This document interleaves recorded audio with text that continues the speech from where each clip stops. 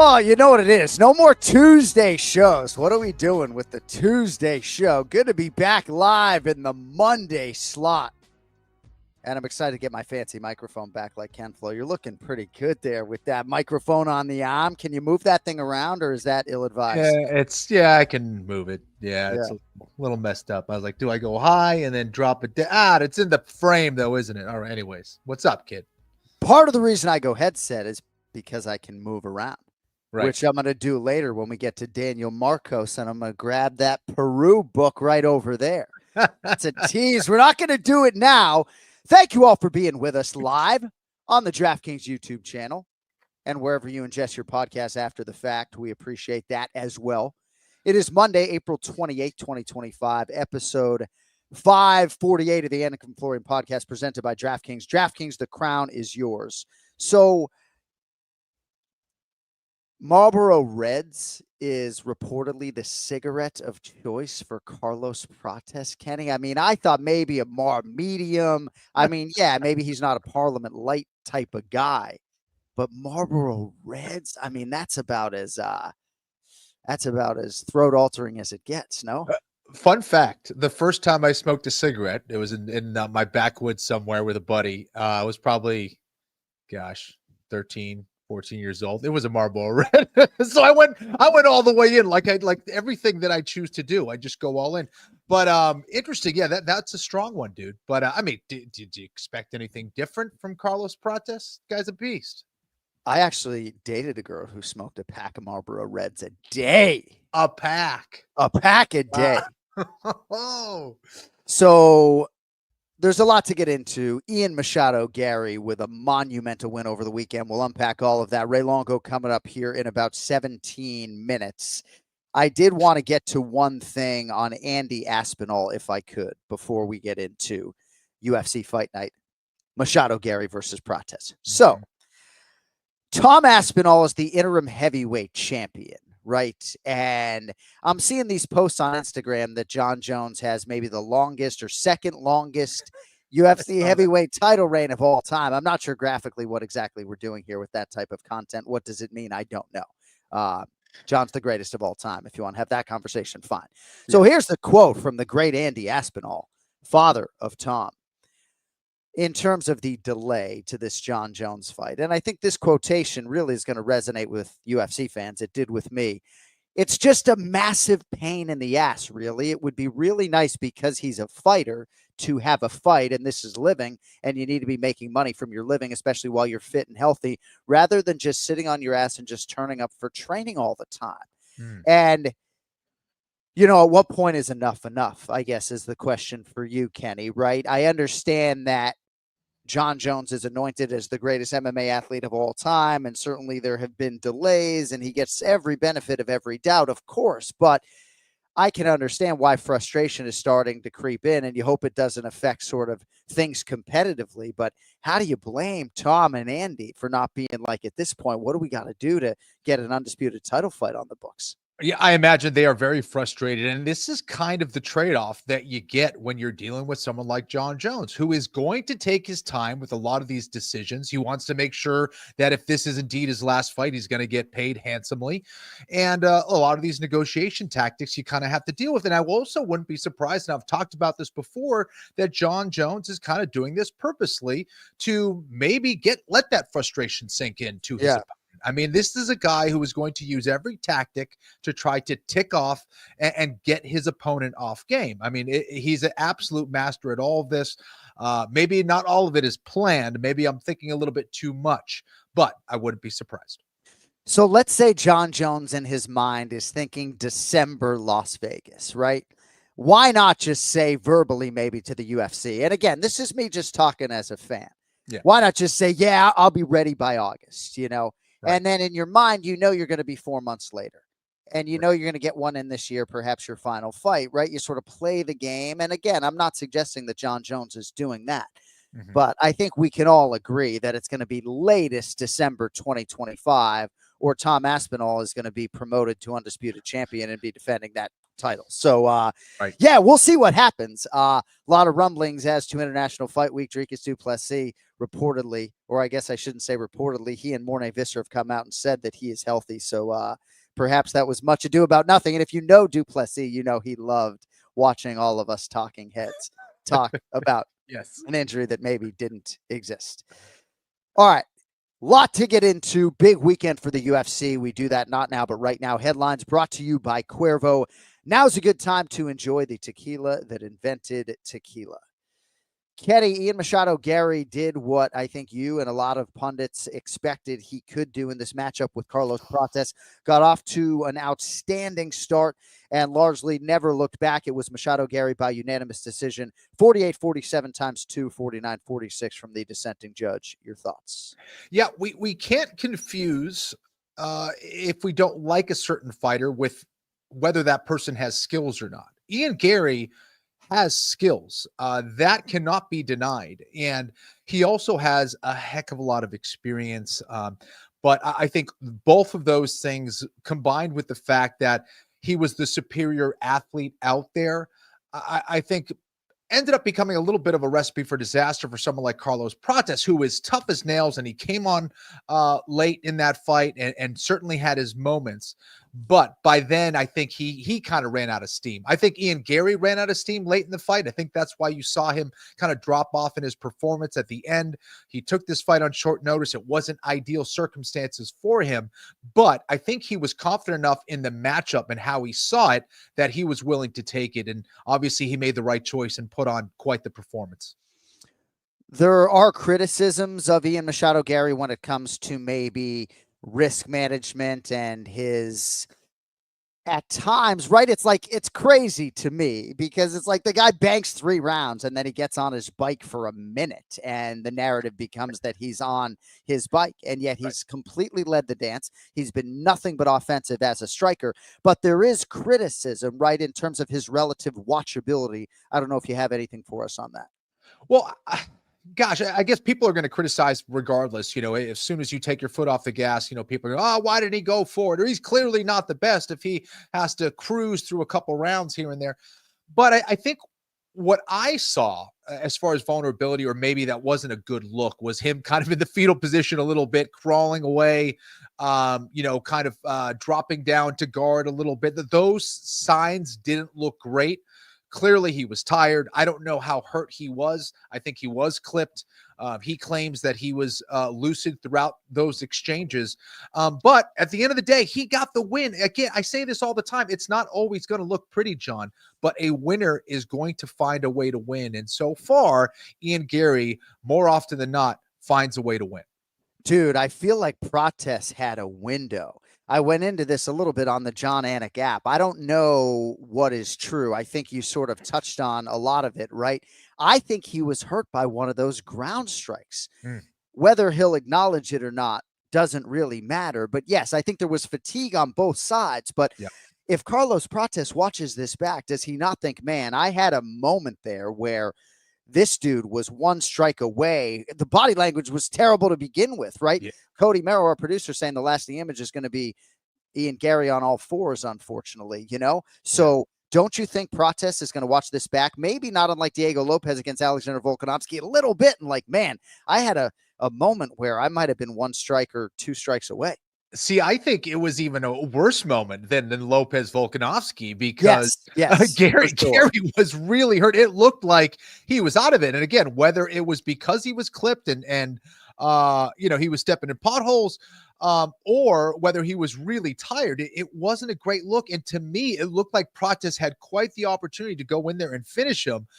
And I agree. I think one of those ground strikes did a number on Ian Garry. It looked like it landed really heavily. Ian Garry, again, talked his way through it, said that he was aware of this shot, that he just wanted to stay moving. If that's the case, you know, props to him either way to push through that. But I thought Prates had his opportunity, and it was on the ground. Some more precise grounded pound, and I think more volume could have got the job done, because was it Jason Herzog who was reffing that one? Anyways, the ref was paying very close attention during those exchanges. Let's put it that way. So I hesitate to spin it forward because I want to live in this fight for a little bit if we could. We got Ray Longo coming up in about 10 minutes. So in terms of Ian Machado Garry's offensive wrestling, Kenny, I would stop short of saying it left a little bit to be desired, because then that would not be giving enough credit to the takedown defense of Carlos Prates, which I thought was quick. And I think those who have credited Carlos Prates for the cardiovascular base, rightfully so. I thought his cardio looked terrific. Referee was Dan Mergley out of the Big Tan. So what about the wrestling of Ian Machado Garry? He was pursuing single leg takedowns. Eventually they did materialize. What did you think about his navigation of that part of the game? I love it. John Anik's becoming a grappler. No, you have a very keen eye, my friend. I think that's where he was struggling a little bit. And I would have switched off more, I guess, to either head on the inside single. He had his head on the outside, kind of like setting up that high C, that high crotch setup. And Carlos Prates was countering very well. I think that Ian Garry's posture was a little compromised. He was a little too hunched over. And as a result, Prates was able to push down on that head and grab that leg and throw him off balance more than a few times. So if that is happening, that's where Ian Garry should have switched off to the double. Now, he did do the double leg a few times, had a way more success doing that, but why he kept going to that head on the outside single, I don't know, especially when he was, in trouble a few times, especially late in that fight with that.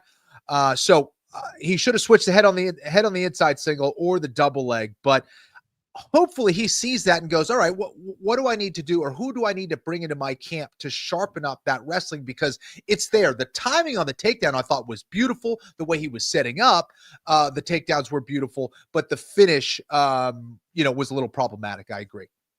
Ian Garry has worked on his ground and pound, and I do think a lot of fighters are going to be invoking this 12-6 elbow. So we'll see. I do think it's about having the right training partners. By the way, Cody, can you chase me the Craig Jones quote? Something about Brazilian Jiu-Jitsu practitioners and their relative value in MMA corners. I think there was some quote saying that maybe BJJ guys don't have a ton of value in MMA corners. I was thinking about Damian Maia being in the corner of Ian Machado Garry.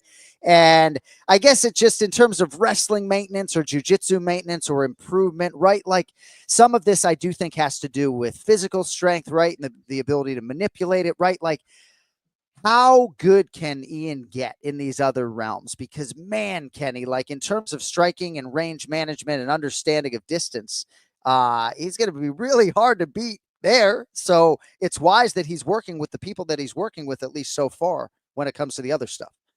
That's right. And looking at this fight, there's a lot of positives you can take from these. And I always say, failures is an opportunity to get better and improve.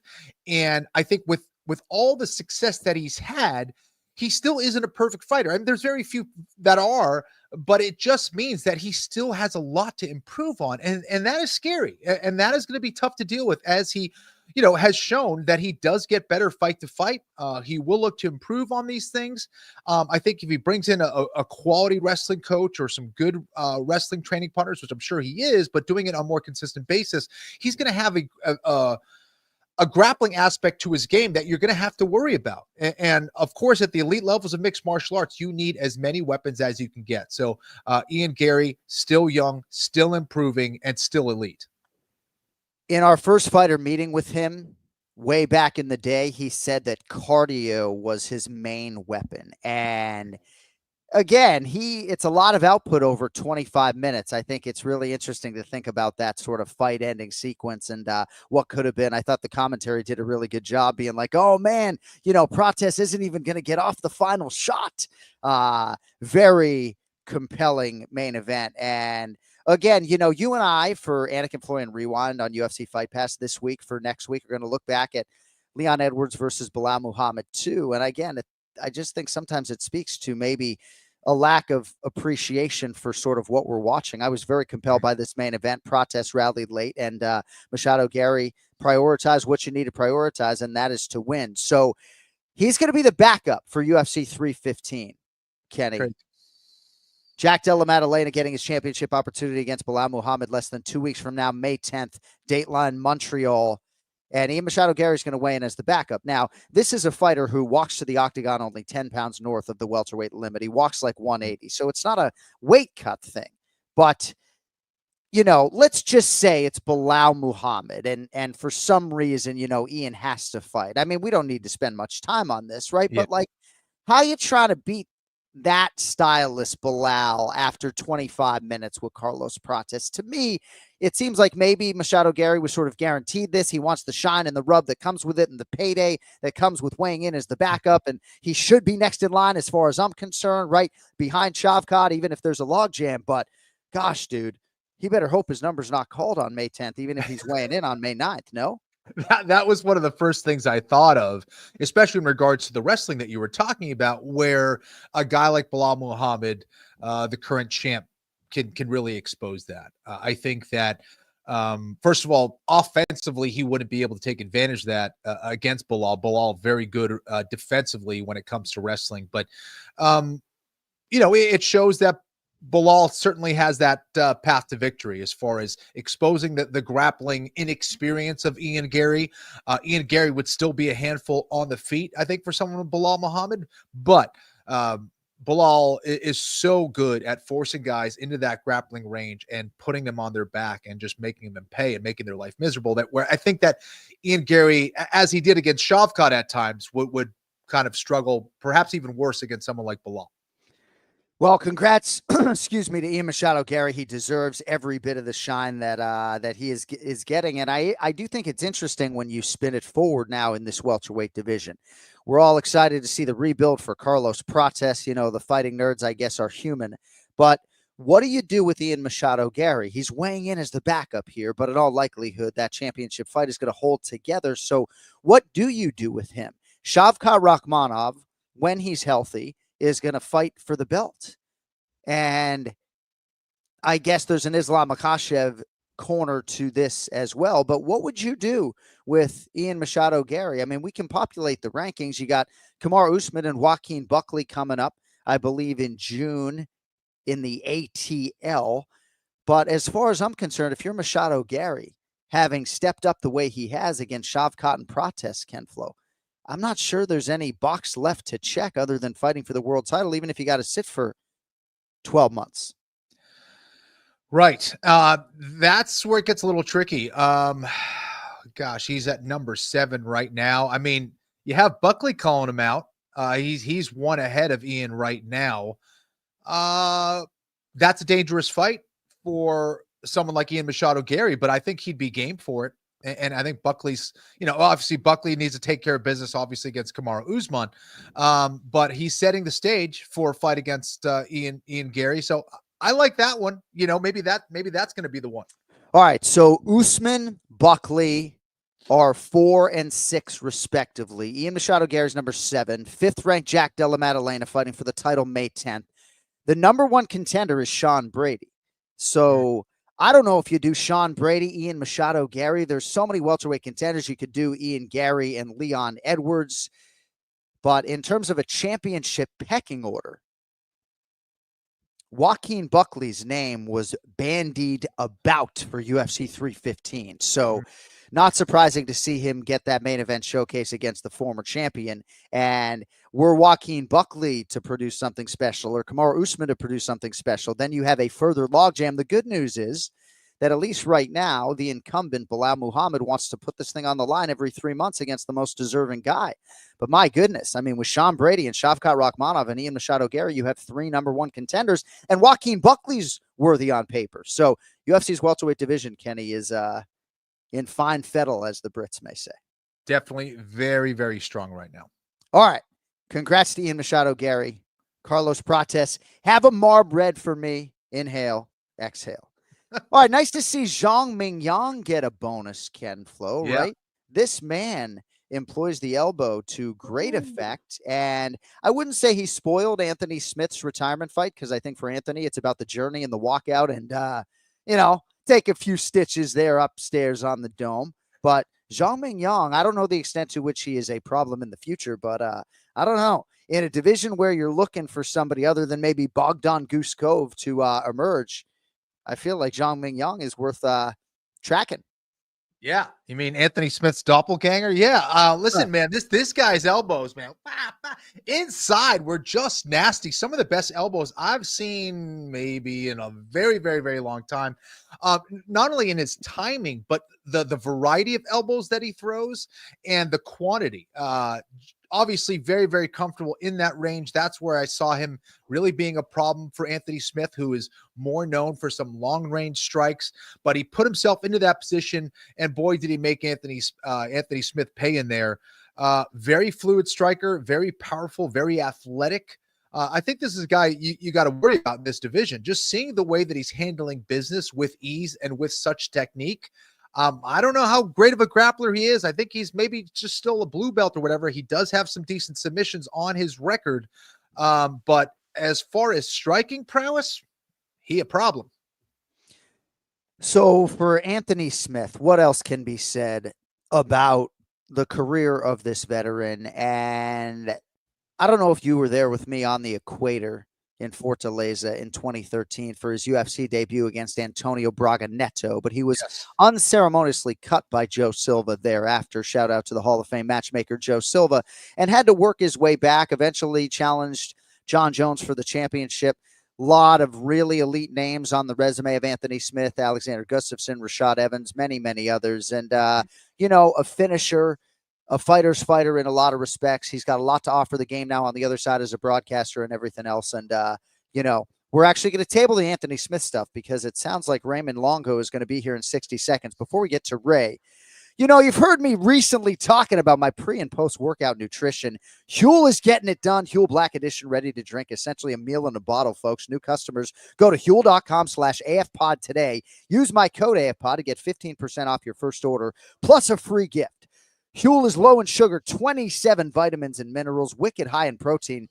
How about 35 grams? I'm trying to get some muscle mass over here, Ken Flo. B12 in there as well. I feel like that has certainly helped me with my fatigue, which comes on in the middle of the day. Vanilla flavor has actually been my recent go-to. Tastes pretty good, kind of like a milkshake. Fills me up, and it's with the right stuff. No preparation really involved. Under $5 per. Saves you time and money. HUEL Black Edition, ready to drink. Also good for your gut. My gut needs it. The calcium helps normalize function of digestive enzymes and everything else. So many reasons to make HUEL a part of your daily routine, as I have. New customers, visit HUEL.com/AFPOD today and use my code AFPOD to get 15% off your first order, plus a free gift. HUEL.com/AFPOD today and use code AFPOD to get 15% off your first order plus a free gift. HUEL.com/AFPOD.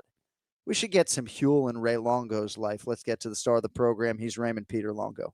It's now time for the Ray Longo Minute. I want you to punch a hole in his fucking chest. That's what I want. The Ray Longo Minute. Starring Ray Longo. The John Anik and Kenny Florian podcast. Look at him. Look at the motherfucker. That's what I'm talking. You know, Ray Longo seems to be the type of guy who would not let the sport of MMA retire him, right? Dustin Poirier is getting ready for his retirement fight, Ray, and it's great to see on a Monday in your usual slot. But Anthony Smith, I think in some respects, is not going to let this sport retire him. And maybe you could suggest he hung on for one too long. There was a life circumstance there. But Anthony Smith, in a lot of respects, going out with a smile and under his own terms. Well, I think that, you know, describes Anthony Smith as with a smile. Just one of the good guys in the game. Always happy to see him. You know, I got to know him a little better within the last year. Just a great guy. How could you not like him? How could you not respect him for the way he handled himself in the John Jones fight? You know, like he says, where he came from, what this sport has afforded him to do, how it was able to raise a family and stuff. It's just it's a great story to a great guy, to a really, really nice guy. So, and I'll tell you, he came out swinging in this fight. You're right. He did go for it. He wasn't, you know, he's had a lot of wars. That's a lot of battle on that body. But, man, he did for his last fight. You could see that's the type of guy he went for it. You know, he's up against an up-and-comer who looks pretty damn good. So, you know, hats off to Anthony Smith. I thought they did a great tribute for him, too. So, you could see he's a well-liked guy by a lot of people. Kenny, your camera looks fantastic in this 3-shot. My goodness. So, Anthony Smith, right? There's so many things to unpack here. Losing his coach who passed away, Scott Morton, right? Who had cornered him in 59 of 60 fights or whatever it was. The home invasion during COVID, right? A former decorated collegiate wrestler comes in his garage and has to fight to the death almost, like so many different things you could describe. The in-career adversity, the out-of-octagon adversity. What's sort of your lasting imprint, Ken Flo, on Lion Hat? You stole the word for me, adversity. And I think that's really what defines a fighter. It's not, who you're able to beat and all that stuff. It's how you're able to come back when the chips are stacked against you. And you talked about a bunch of those things that I wanted to go into. First of all, getting cut from the UFC and having to battle your way back in. It's rare that you see someone capable of doing that and then finding success when they're able to do that. A few have certainly done it, Brandon Moreno being one of them. But it's not an easy thing to do. That will often break a fighter's heart. Is you make it to the big show and then you're told essentially when you're cut that you're not able to cut it in here. You're out. And it takes an enormous amount of passion and hard work to go off and say, I'm going to have the humility to go out there and fight on these local and regional shows and prove that I do deserve it. So again, just that alone and all the adversities deal with, I think that's really what's going to define Anthony Smith at the end of the day. His honorable decision to continue fighting against John Jones when he took an illegal shot and say, no, I'm going to continue fighting, when a lot of fighters who have fought at a high level weren't able to do that and kind of lied their way through it and said, no, I think I'm hurt. Anthony Smith could be the world champion right now. Again, so there's a lot to talk about in regards to Anthony Smith. But for me, the fact that he really dealt with adversity in a very honorable way and like a true fighter, I think that's what will ultimately define him. Yeah, and John, let me say the humility. Yeah, that one word comes to mind. Yeah. Humility. Yeah. And look how grateful he was to Sean Shelby for bringing him back. And Mhm. I think that's why he got the send-off he did. He's a humble guy. He's able to laugh at himself. You know what I mean? He kind of took a little bit of a beat, and you wouldn't have known it. You wouldn't have known it from talking to him. Yeah. You know what I mean? Like that's who he is. He sucked it up and he moved forward. Right away, he went forward. You know what I mean? He's not harping on it. You know what I mean? Like I don't know. He's that guy, and he's. I'm glad I got to know him. I got to know him a little through Chris Weidman and his manager Sarah, and I'm grateful for them because I think he's the type of guy I'm always going to have a smile on my face when I see him. And all things considered, to your point, Ray, I really like the way he fought real quickly in 20 seconds, right? So he loses to Hodger Gracie, Strikeforce, Marquardt versus Safady in January 2013, right? To fall to 18-9. Then he makes his UFC debut, loses to Antonio Braganetto, June 8th, 2013. Ken Flo and I were there in Fortaleza. Then gets cut, loses his next fight to Josh Neer at Victory FC 41. So he's 18-11. Then he's fighting in Bellator. Then it's CB beat down at 4 Bears 12 in Newtown, North Dakota.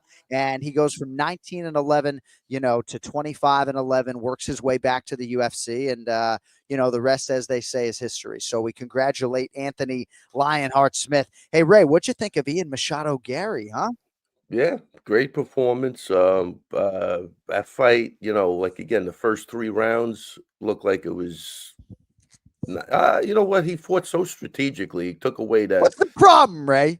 No, You're I'm just saying first 3 rounds, you could see like Prates. I don't know if the 5 rounds got to him. He was saving himself for the end, but it wasn't looking good. The movement had him offset. He kept moving to his left beautifully, took away his power tools, was able to land nice combinations. I think the use of the head kick was perfect just to freeze up that side of his body.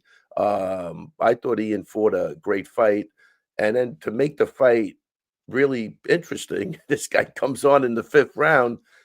And he doesn't that amaze you? Why couldn't he do that in the first round? It could be because Ian got tired, from obviously there's a lot of but that intensity from Prates was good. And I think I took a couple of comments about when I was talking about Rufy and Silva, but that's what I'm saying. This guy's really good. And I'm going to say this. I liked what I like. He never got deterred. He Right. never got frustrated. He ate those punches. He kept coming forward, and then when he was able to go, he almost won that fight. He almost got him out of there. So I'm going to say this: I think Prates is going to come out better on that fight than Ian Gary Machado. I know it sounds weird, but I think Prates is going to make the adjustment, and he's got the power that I thought what he displayed in the 5th round is going to carry him very, very far in the future. And Ian proved that he's a smart fighter. You know, I mean, his wrestling 1,000,000% needs work, and his jiu-jitsu looks Yeah. like it needs a lot of work. Yeah. That wasn't a good look at all, but his stand-up was spot on with the movement. And Hatsoy fought a really smart, very good fight against a super talented. Yeah. Hopefully we get Raymond back And he's- here in a second. I wonder how Ian Machado Garry feels about his wrestling and grappling improvements relative to the time he's put in to get better. Hi, Ray. Yeah, sorry about that. I don't even know where I was, but you know, so I think that was for me. That was I think it was a good look for Carlos Prates, man. You know, what I Yeah, mean? you seem a little bit underwhelmed by Ian Machado Garry. One thing I had Right. said earlier, when you bank 3 rounds the way he had and you keep Yes. Carlos Prates at bay to whatever degree, aren't you allowed to sort of get on your bike for a little bit? Aren't you trying to Yes. avoid that fatal left hand of I think so. nightmare Yeah, all night? Right? I think so. But by doing that, look what happened. Almost happened to him, John. I mean, if he could have kept So fighting the way he was, keep your foot on the gas. yeah, right. If that's a 3-round fight, that's a masterpiece. That's an absolute masterpiece by Ian Gary. Even the way he was trying to mix in the takedowns at the beginning to keep him thinking, all the other things I said, the movement was beautiful. He was stepping around on the left hook, gave him a great angle to get out of the way of his power and throw his shots. That's a 3-round masterpiece. But moving forward, you know, you're going to give other people a hope. Maybe this guy will gas out. Maybe I'll wrestle him. Maybe that's what did it. There's a couple of gaps in there, but no, I'm not Yeah. taking away from the guy's fight. He fought a really good fight and a smart fight. I am surprised he got a little gas though. I think so.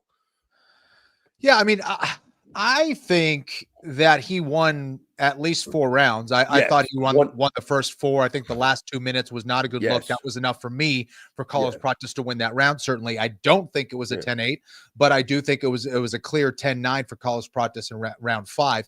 But you know, 4 rounds, you know, against someone like Carlos Prates, I think says a lot of just how skilled Ian Gary is. I think Carlos Prates, I slightly disagree with Ray in regards to Carlos Prates, just because I think that where he really suffered in this game was the footwork or the lack thereof. And I also think that he was the inferior athlete out there. The athletic thing, I don't know if he's going to be able to overcome, right? So he can't just be a better athlete all of a sudden. But I do think that in regards to the footwork, that takes time.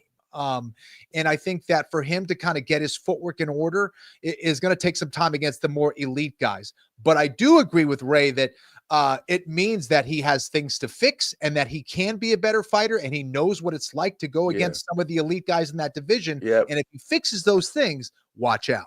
Yeah, I think, and Kenny and I totally, I agree even when you're disagreeing, but Okay.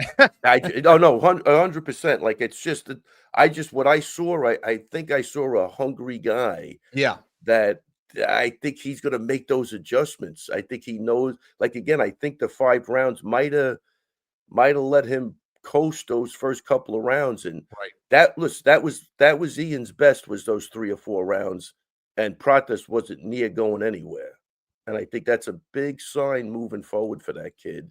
And he definitely has the power that Ian Gary doesn't have. Yeah. You know what I mean? Like that's the difference. So Ian has to fight smart. He did fight smart. Congrats to Ian Gary.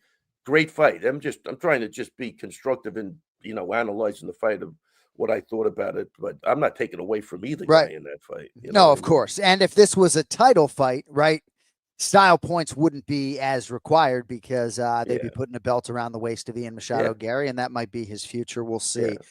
What do you make of him having some sort of guarantee to weigh in as the backup now after these 25 minutes? I think he's you know, he's crazy. He's fucking, I do like his you meet him. He's a high energy guy. Yeah. That's why I'm kind of surprised he got a little gassed. I thought that energy just like runs for days because he's booking that guy. And, yeah, he's a good guy. He's got a good stick. He's a little quirky. I don't know, going out with married to a Brazilian means you got Brazilian blood running through your veins. I mean, I'm married to a Cuban. I got no fucking Cuban blood running through my veins. Maybe it's running out of my veins. I don't know if it's running in. But I don't know. I think he gets a little crazy. And I put the blood running through his veins right in the same context that he's weighing in 2 weeks. Yeah. Which I don't think the athletic commission would even let him do that. Well, right. I mean, to compete, right? Like, he is not a welterweight who cuts a lot of weight, and he doesn't seem to love food the way some of us do. But in terms of overall improvements, and I didn't necessarily intend to go this deep on this, but in terms of maximizing the stool, the 60 seconds between rounds, the breathing, the whole thing that comes with sort of having that championship mentality in fight, I think there's even something to be learned from Carlos Prates. Now, some fighters, Kenny, I guess you could speak the best to this, don't necessarily want to sit for whatever reason, or they don't want to be worked through breathing exercises or be told your water's in your right hand, buddy, keep your eyes straight ahead, and Ray, you can speak to this too, right? But don't you think that not just in terms of the wrestling and the grappling, but for Ian Machado Garry, instead of dicking around with the iron lung Paul Felder saying, sorry, I didn't get you finished in round 3, be completely locked in? I don't know. Yeah, you're never changing that. If you're asking me, that's who he is. Yeah, You're never changing that. I've seen it 1,000 times, and I hope they do. But I did think he listened to his corner, though. They were giving him 1,000,000% the right advice. You know what I mean? But they did seem like they were concerned about the power of Prates. They really were, and they designed a great game plan to avoid it. Right up until they couldn't avoid it. But he great fight. Both guys.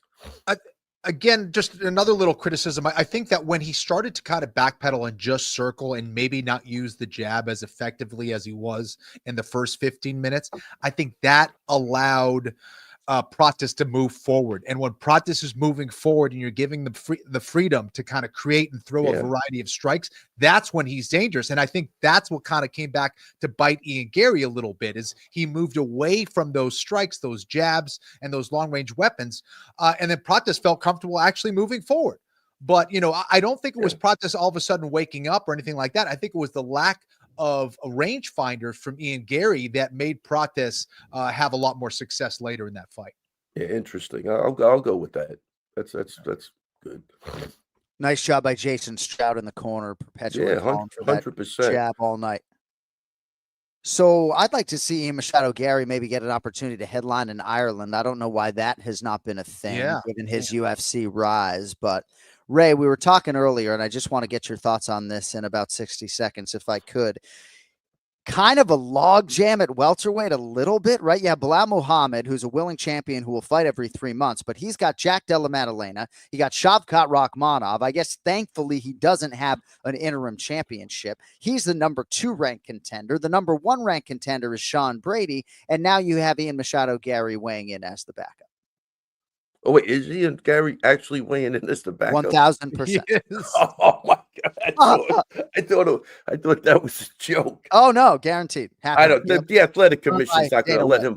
After that, they have to suspend him for a week or 2. There's no way they're letting him. Oh, there are ways around that, Raymond. You've been in the fight game a long time, no?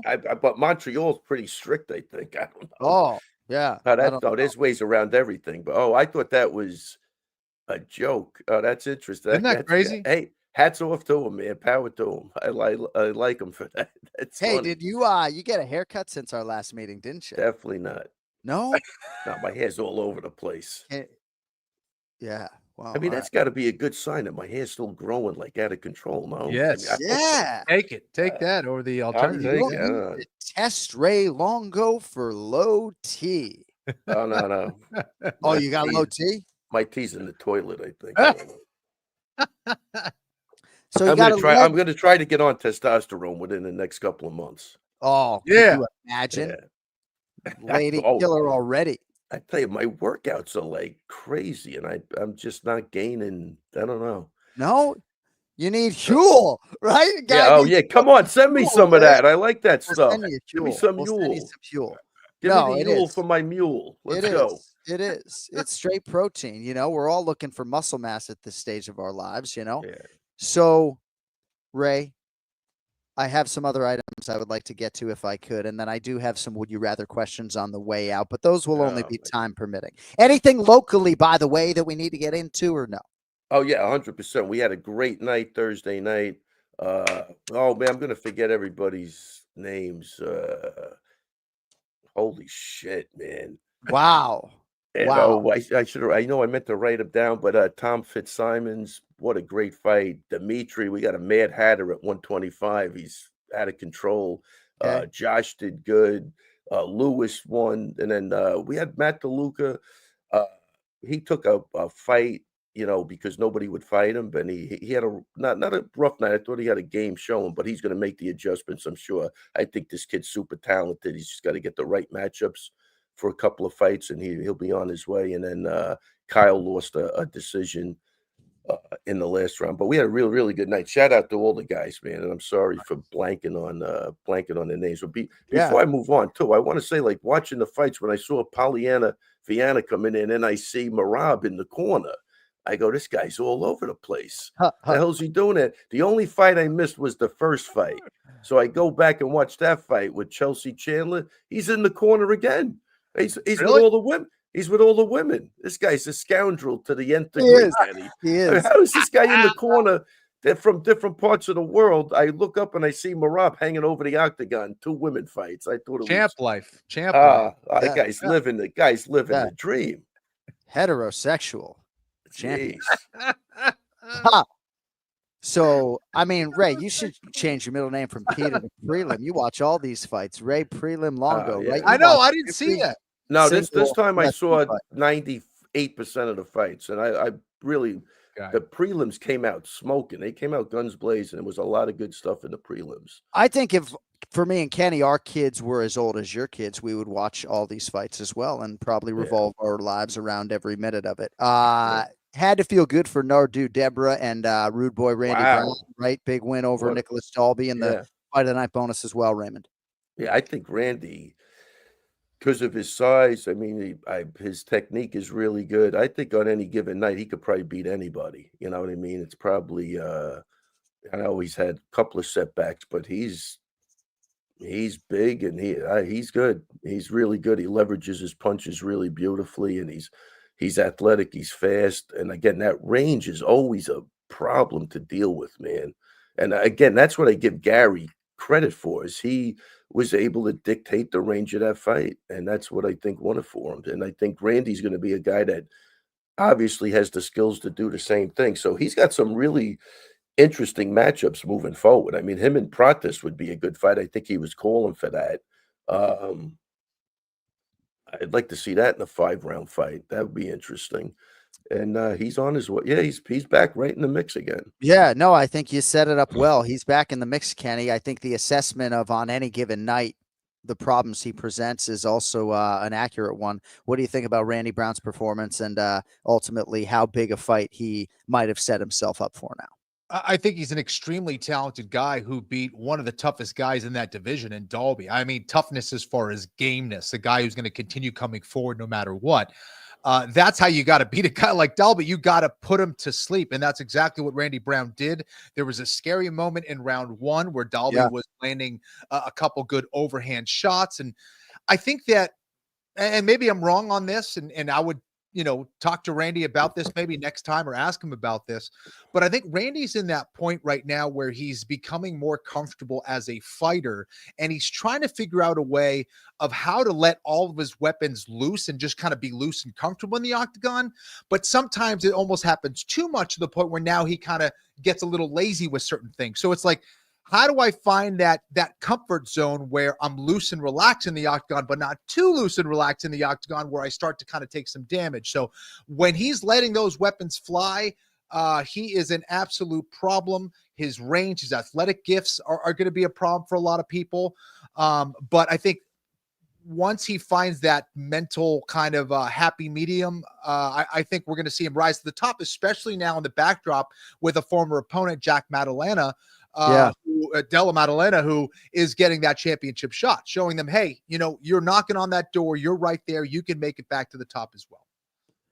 How do you balance that though, Ray, right? Fighting on instinct, but also strategically being mindful, right? I guess when you're in that flow state, it's all gravy, but how do you find that flow state and balance that? Listen, for some guys, it's just maturity and getting in there, and I don't know, something you have that aha moment where it just clicks and you feel comfortable. Maybe you've seen it. Yeah. Like I'm gonna say, when Matt fought Lytle in the finale, and he won, and the fight could have went either way, and they gave it to Sarah. I mean, look what happened to Lytle. He went on to like 7 fight of the night, but he wasn't going to fight safe again. So sometimes it takes a fight, or it takes something to happen in sparring that you have your aha moment, and then you just roll with it. Your brain is a very powerful thing. So mindset is everything. And I think Lytle was a great example. Like, man, 7 fight of the night bonuses. He didn't give his shit about, I don't think, winning or losing. He just wasn't going to hold back anymore. And I think freedom to your mind like that is a beautiful thing. And I think Lytle, that's the way I look at it. And I think sometimes, I don't know what it takes, but it takes a moment like that of it that has impact that you could, you know, your coaches could get and, you know, build into your head and give you the confidence that you need to be in that flow state. It's a great answer. Wow, are you lucid today? My goodness. Oh, shit. Woo! You are good. Shout out to Led Zeppelin. Thank you. Have you seen Led Zeppelin live? No, I'll tell you, and I had when I was a kid, because money wasn't, you know, Flowing like it is now, right? No, definitely not flowing like it is now. But I went to see Jethro Tull instead at Nassau Coliseum. I think I still got the ticket stub, like $7.50. How about that? $7.50 to see Jethro Tull. How about that? But and that was a great concert. Tull was big back in the day, but Zeppelin I would have loved to have seen. I never saw him. All right. Couple more minutes with Ray Longo, and then we got Dean Thomas coming up top of the hour. Maybe we'll do a little crossover if Dino's on. Yeah, Dino. All right. Ray, would you rather hear the good news or the bad news first? Let's hear the bad news first. Okay, I don't have any. I'm just curious if you're a bad news or good news guy. All right. I guess the bad news is it's time for Would You Rather. I almost need like a game show sting, like that's 100% the bad news. Is there any good news following that? Oh, we're just sticking with the bad news. Ray Longo, would you rather babysit a crying infant for a day or have an unwanted house guest for a week? Oh, I'd rather babysit a crying infant for a day. Yeah, that's interesting. Ken Flo? Yeah, I'd take the same. Not into crying infants right now. A house guest can be locked up, I think. I hadn't thought about that. So somebody asked me a would you rather on the chat over on the John Anik app last week. How about this? They asked if I would rather be able to regularly shoot 78 when I go out and play golf, or to have Ken Flo back as one of my regular broadcast partners with the UFC. And like my dream, right, is to be able to regularly go out and stripe a golf ball to the tune of a 78. But I did answer. I mean, I paused and I asked, I was like, Jay, to my twin brother, I was like, Jay, are you in this chat to chime in? I was trying to stall. Eventually I said, no, for the sake of Ken Flo and me and his family and everything else, I said Ken Flo. But that was that's what I like. Funny. How's your golf game, John? Well, I went out and practiced because we got the Patrick Mahomes 15 in the Mahomes golf tournament coming up, and I don't think I've played since the tournament last year. So, oh wow, I did find that having a little gin helps my golf game. So maybe that'll be the elixir in Las Vegas. Ray, would you rather be too busy or be bored? Oh, would rather be too busy. Kenny? Yeah, too busy. So sometimes grass is greener. I would rather be bored. Right. All right. That's because you're the only guy that is busy out of the three. Yeah, that's right. Huh. Ray,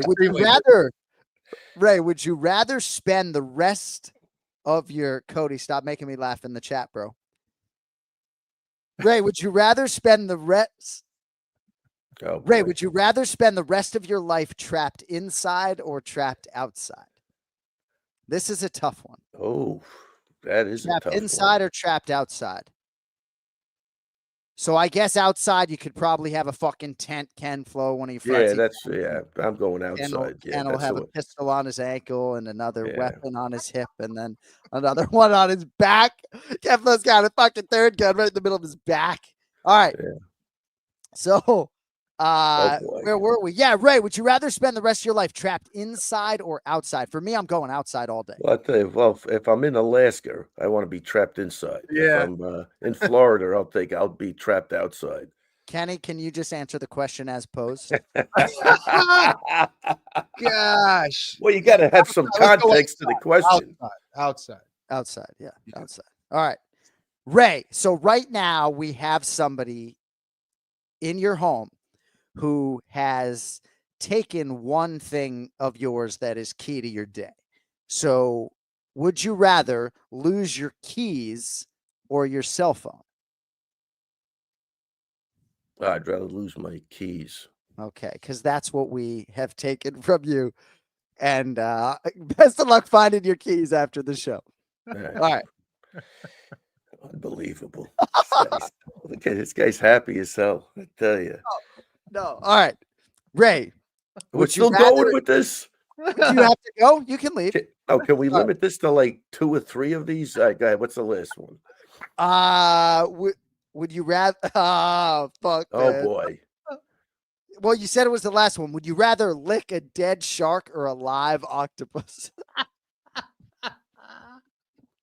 Wait, first tell me who's coming up with these. Just answer the question. I'd rather lick a dead shark. All right, we'll talk to you. We'll talk to you next week, Ray. Ray, you're listen, the best. You're a good Tell Dean I said hello.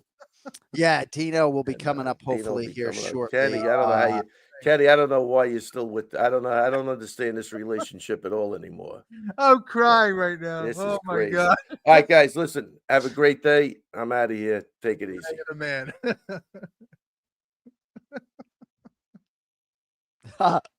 Ray Longo Minute every week here on the Anik and Florian podcast. That's the poll question of the week. Would you rather lick a dead shark or a live octopus?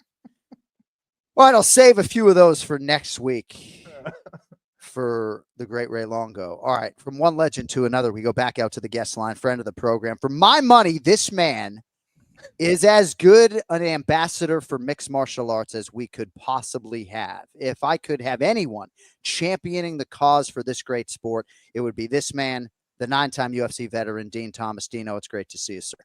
Man, it's great to see you guys too, man. 2 things before we get started. One, I can't look at Ray Longo without thinking what Matt Sarah said about him is that Ray looks like the original Ebenezer Scrooge from The Christmas Carol in 1918. Yeah, You'll never see him again in a different way. Dude. that's the truth. Wow. Am I right? That's And good. to answer the question, everybody's licking a dead shark. I'm licking a live octopus. That's what I'm licking. That's a good answer, Dino. Yeah. Right? Yeah, I mean, the genesis of that question not lost on you. Can I just ask you one real quick, Dino? Would you rather babysit a crying infant for a day or have an unwanted house guest for a week? Babysitter infant. Yeah. I feel like you guys haven't. I mean, my son's 6. Man, Ken Flo, I guess, has a kid younger than me, maybe, but it's like, my gosh, I'll do anything that doesn't involve crying infants. Dino, it's great to see you, man. Can I ask where you are in the world right now? I'm in Florida, man, but I head out to Des Moines tomorrow. I'm going to Des Moines tomorrow for Gillian Robertson. She's fighting Marina Rodriguez on Saturday in Des Moines. But I'm in Florida right now, enjoying the weather. I'm not really in Florida all that much half the time, but I'm here now.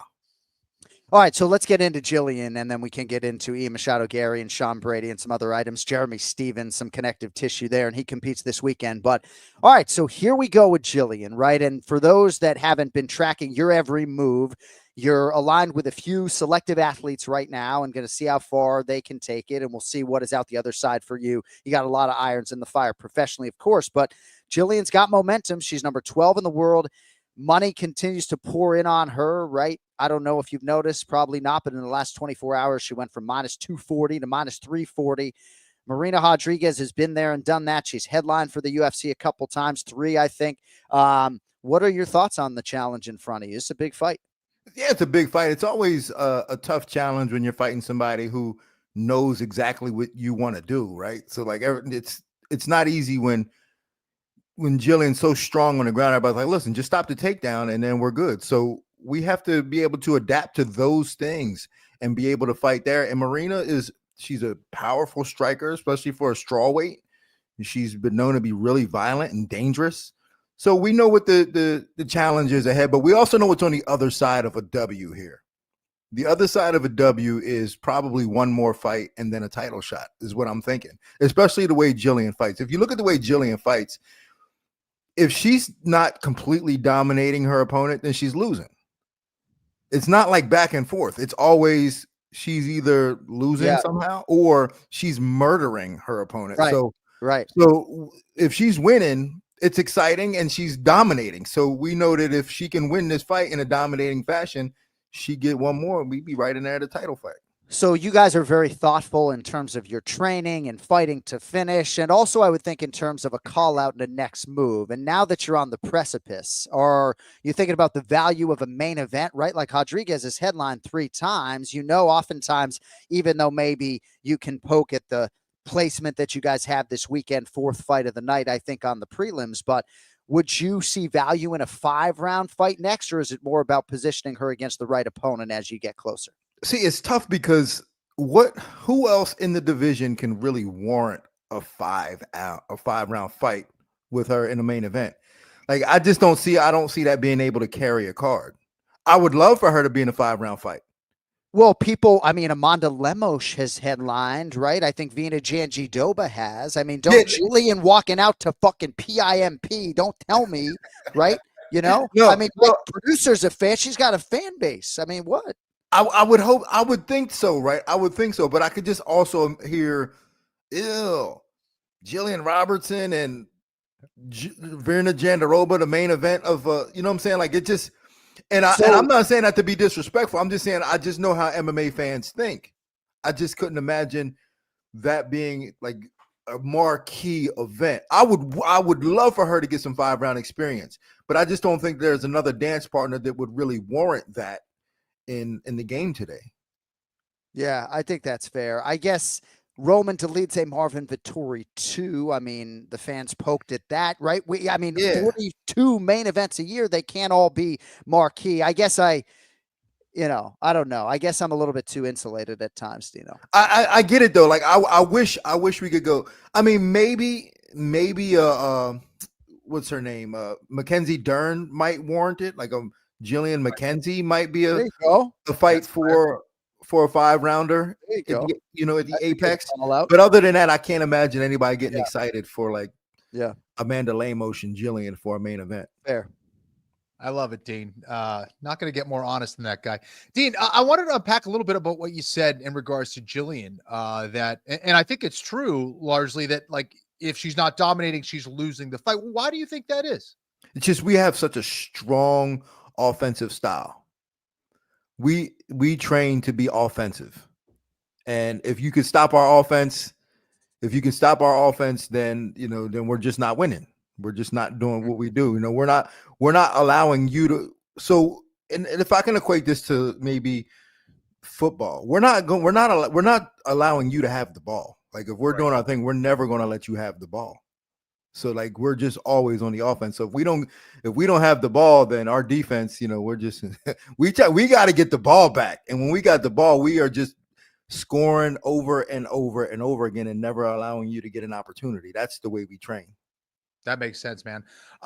So obviously, great main event between Prates and Ian Garry Machado.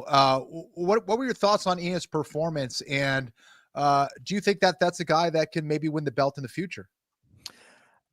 So a lot to unpack about here. The first thing I want to say about Ian Garry is that I want to give him props for even taking this fight. That was a difficult decision for me.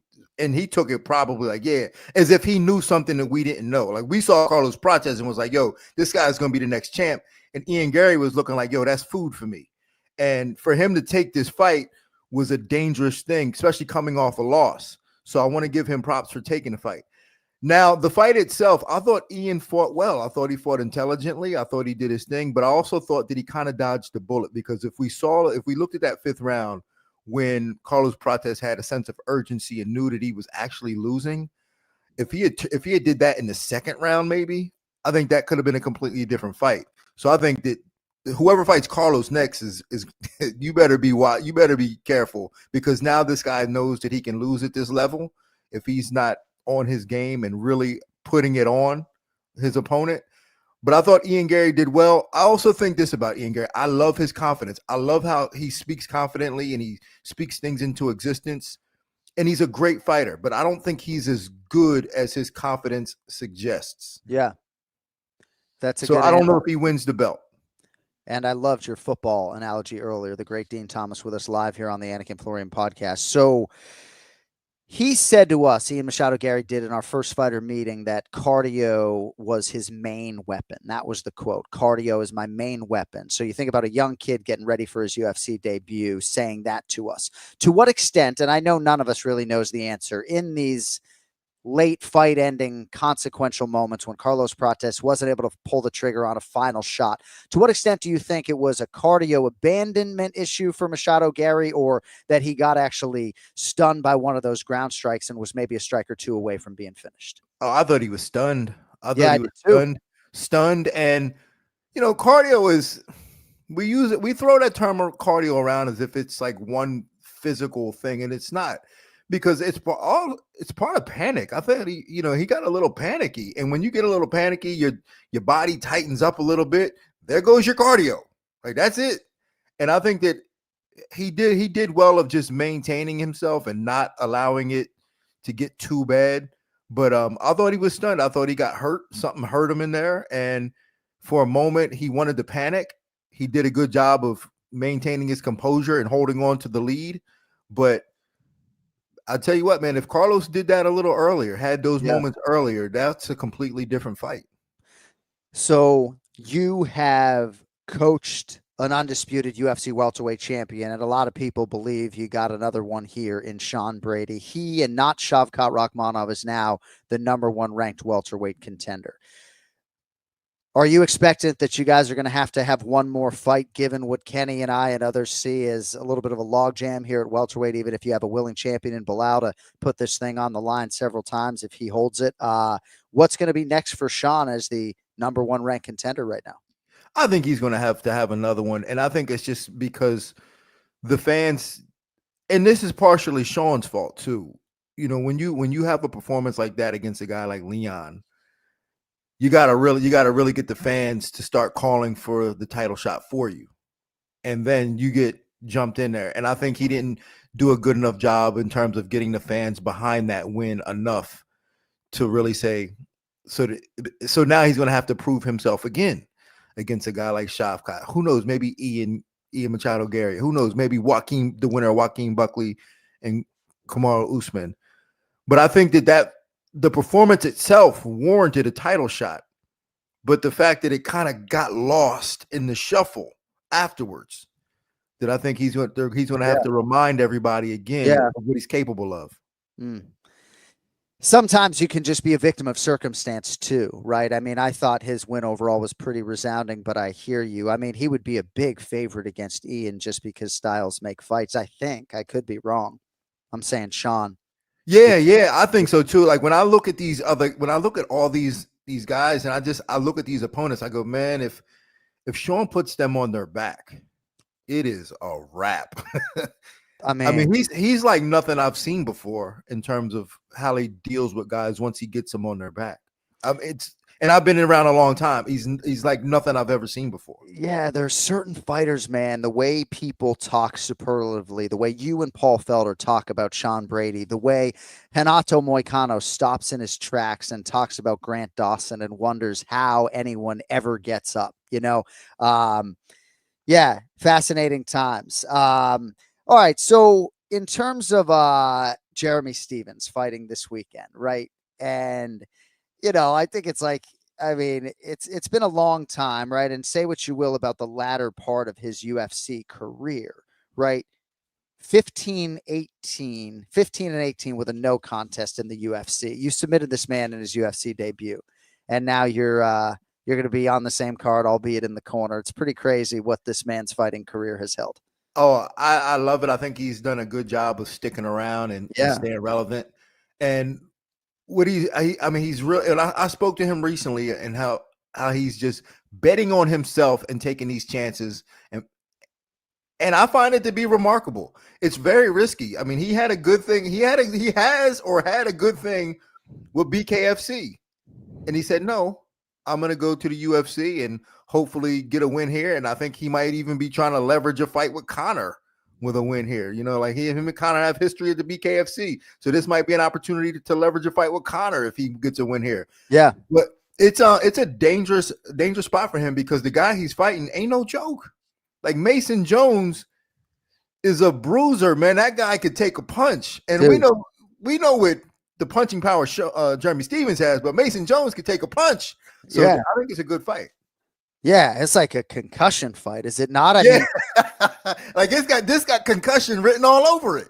Dude, like Mason Jones never should have been outside the UFC. And I'm not saying I'm some sort of odds maker, but bro, every time I go in there, Mason Jones becomes a bigger favorite. Jeremy Stevens is plus 425 right now. 425. Bro. Now, think about that. Think about it. You took a chance to fight a guy that leaves you this big of an underdog. That's crazy to me. It's crazy to me too.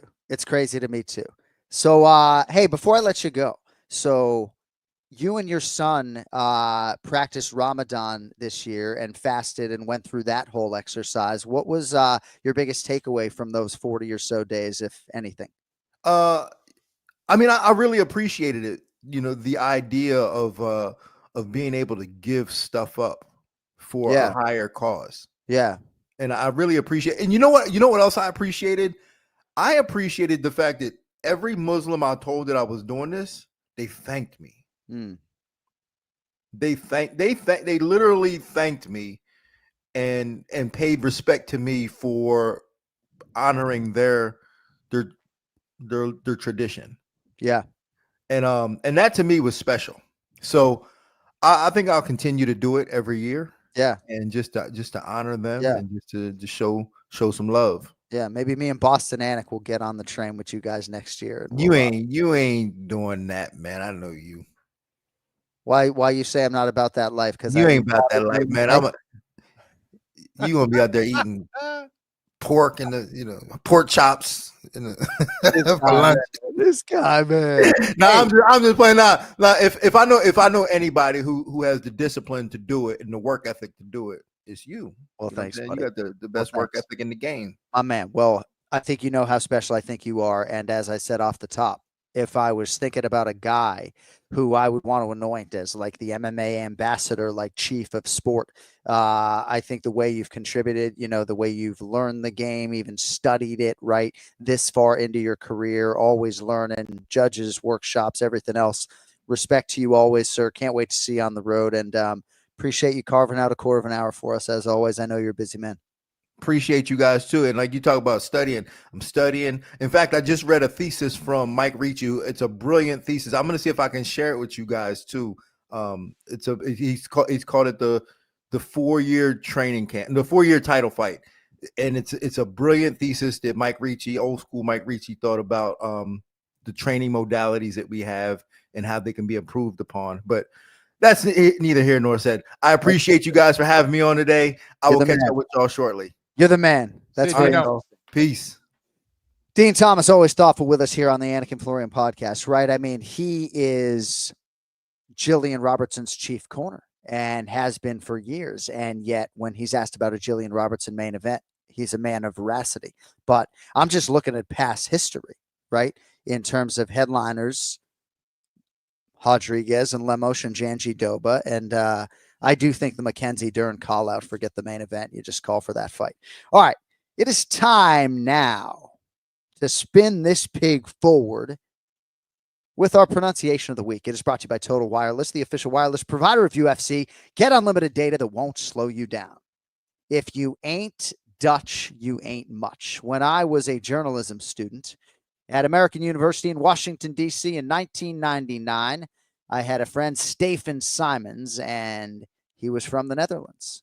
And he came up to me on the first day, told me he was from Holland, and he said, if you ain't Dutch, you ain't much. And I said, yeah, I'm American, but your point is well taken. Ken Flo, this man who we are speaking of, goes by RDR. He is fighting Bo Nickal this weekend in a fight I absolutely can't fucking wait to watch. Of whom am I speaking, kid? I'm not trying to get this right. Reiner de Ridder. Reiner de Ridder. All right, I don't know if Circle's going to get it square today. Yeah. Cody, can you rack the file if you'd be so kind? My name is Reiner de Ridder, RDR. Reiner de Ridder, RDR. Yeah, it's more Reiner. Reiner. Is that what you're hearing? Yeah. Yeah. Reiner. The reindeer. Reiner. No, he's not the reindeer. Smelled the same. The reindeer. Reiner de Ridder. I think it's got a good ring to it. I mean, we're going to get to Santiago Ponzinibbio in a little bit, and it's like, Gente boa, right? Nice guy in Brazilian Portuguese. That used to be his nickname. That's a great nickname, right? Then it evolved to the Argentine Dagger, right? And Santiago, you know how much love I have for you, brilliant Spanish commentator, underappreciated UFC career. But can we just for one fight change our nickname to the fucking Ponzi scheme, put it on the front of our name and sell some shirts? Fighting out of the red corner, out of Coconut Creek, Florida, by way of Buenos Aires, Argentina, by way of Brazil, or wherever he has been across his treks. Yes. The Ponzi scheme. Santiago. No, I don't know, man. I kind of like it. Yeah. You know, I don't know. All right. Reiner de Ridder, final answer. Reiner. All right. UFC Fight Night picks coming up in about a minute, but boxing biggest weekend is here. DraftKings Sportsbook is bringing the heat. On Friday, Ryan Garcia, Devin Haney, and Teofimo Lopez throwdown in Times Square. Saturday, Canelo Alvarez back on DAZN pay-per-view, and Sunday, Naoya Inoue makes his US debut in Las Vegas. Who's walking away, though, with the win in each of these fights? A lot of different ways for you to attack the board. And if you are, by chance, new to DraftKings, you're going to love this. New customers bet $5 and get $200 in bonus bets instantly. That's right, $5 gets you $200 to play with. So cash in on boxing's biggest weekend with DraftKings Sportsbook. Download the DraftKings Sportsbook app and use code AFPOD, that's code AFPOD, to unlock $200 in bonus bets when you place a $5 bet only on DraftKings. The crown is yours. Gambling problem? Call 1-800-GAMBLER. In New York, call 877-8-HOPE-NY or text HOPE-NY. In Connecticut, help is available for problem gambling. Call 888-789-7777 or visit ccpg.org. Please play responsibly. On behalf of Boot Hill Casino and Resort in Kansas, 21 plus, age and eligibility varies by jurisdiction. Void in Ontario, new customers only. Bonus bets expire 168 hours after issuance. For additional terms and responsible gaming resources, see dkng.co/audio. All right, UFC Fight Night, Sandhagen versus Figueiredo, Des Moines, Iowa, Wells Fargo Arena, Saturday, May 3rd, 2025, and looking like Chris Sabo, Brian Petrie. That's a Sabo jersey, baby. Let's go. Uh-oh, Kenny. Oh, there he is. All right, I thought we lost Ken. What's up, boys? What up? Dude, I like the fucking Petrie wiffle, man. The hair? Oh, yeah. Dude, you look good. What? Thanks, brother. You look like you go get in a street fight, man. It's been a while. But yeah, I mean, I'll be down. We'll see. Hey, We'll so see. you know I'm fighter first, but sure. Like, there's a lot for Ian Machado Garry to gain from these 25 minutes, but to what extent would you be critical of him trying to sort of avoid the Carlos Prates left hand, maybe not coming on strong late? Like, what do you feel is the right narrative on Ian Machado Garry after what you saw Saturday night? I mean, I think people are being a little too harsh on him. I thought he put up a beautiful 3 rounds. I thought the 4th round was very close.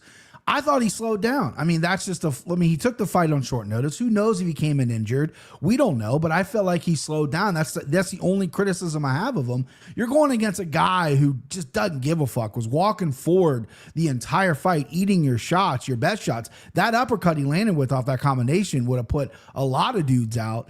And you're going against a madman in there who's hunting in the 5th round, and you don't have your best stuff in the 5th round, so you had to survive. I understand the optics, and the haters are going to be like, oh, look at the optics. I get that point of it, but I thought he fought really well. I had him winning 4 rounds to 1. I had him winning the 4th round as well. Yeah. So, I think it's a little overblown, but you're going to get that when you're Ian Garry. You got a little bit of a mouth. You like to talk. You're going to get the pushback, but I thought he looked great. I mean, the 5th round was obviously a little scary. I had a lot of money on Ian Garry, so I was a little nervous about that. But other than that, I thought he looked really good. All right, we spin it forward. 8 selections for you today, including the aforementioned strawweight prelim. 12th ranked Gillian Robertson, minus 340. Number 9, Marina Rodriguez is plus 270. Major line movement here, Bri, over the last 24 hours. The Savage, Gillian Robertson, still just 29. She's won 3 in a row, 5 of 6. Big spot for her here, BP. Your thoughts? Yeah, the first thing that jumps out is the line. You're like, whoa. Because I remember playing Gillian Robertson quite a few times as a big underdog, right? Because her grappling and the lack of striking, and people really kind of underestimate her. I feel like she's grown up in the UFC, and she's really done well. And I love what Dean Thomas said, is she's all offense. We don't fucking worry about anything else but our offense. And he's right. Either she's dominating or she's losing. There's really no in between with her. With this fight, I think she's tailor-made to beat someone like a Rodriguez. I think Rodriguez struggles with the takedowns. I mean, she got taken down by Lucindo and just couldn't get up, right? She got taken down 3 times and couldn't get up. That's not a good look. Sure, hopefully this camp, she goes, listen, we're going against a pure grappler. We're going against a girl who, when she's not fighting, she's grappling other high-level grapplers. Let's work on that shit. I don't think it's going to be enough this late in the game with her age, with the long she's been in UFC. She's going to go out there. She's going to try to take Gillian's head off. I think Gillian's going to get the takedown. Hopefully get a submission. I'd like to see a real breakout party for Gillian Robertson here. It feels like she hasn't had a submission in a little bit. So let's get a sub here. But I like Gillian Robertson, even though the number seems a little lopsided to me. Kenny, at one point, perhaps Marina Rodriguez became too hyper-focused on the UFC championship. She was 16-1-2, had 1 loss in her first 19 pro fights.